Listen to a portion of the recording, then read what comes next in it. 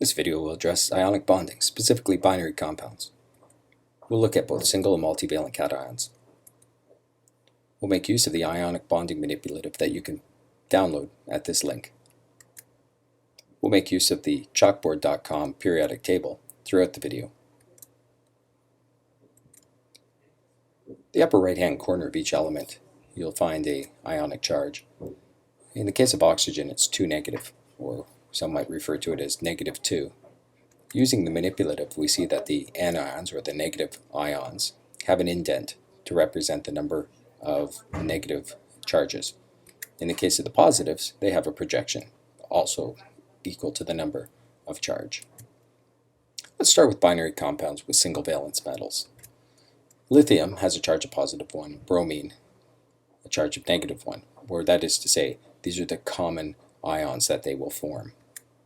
Bringing those together, we have complementary charges, a +1 and a -1. So the bonding of this would result in a 1-to-1 ratio. This would give us the chemical formula LiBr. We would call this lithium bromide. But if we were to use sulfur, which has a charge of -2, or forms an ion that is -2, it wouldn't be a 1-to-1 ratio anymore. We'd need to have additional +1, or additional charge on the positive side. In this case, using lithium, we see that becomes a 2-to-1 ratio.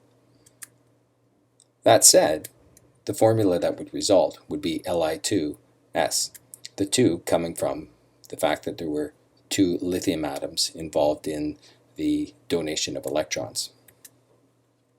We'd call this lithium sulfide.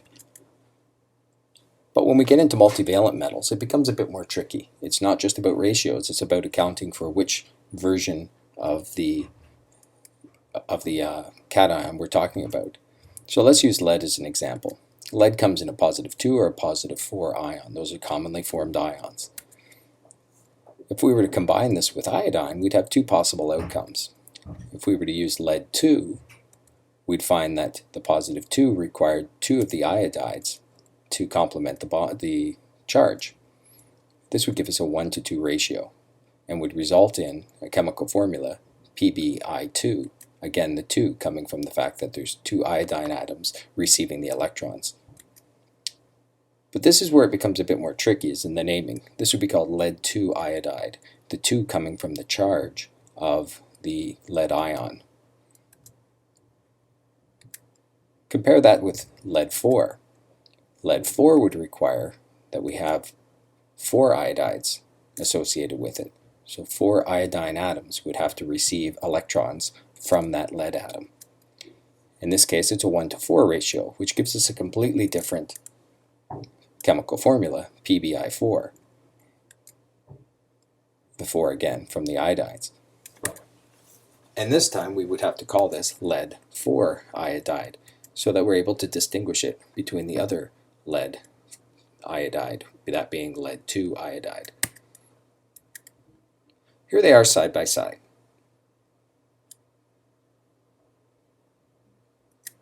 Let's do one more example. Let's look at nickel, which comes as a 2+ or a 3+. If we use the nickel 2+, if we were to combine that with the sulfur, we would end up with a 1-to-1 ratio, which would give us the chemical formula NiS. This would be called nickel 2 sulfide. Again, the 2 in the name has to do with the charge of that nickel atom. Nickel 3 combined with the sulfur would give us a completely different ratio. We'd end up seeing that it was a 2-to-3 ratio of nickel to sulfur, and would have the chemical formula Ni2S3.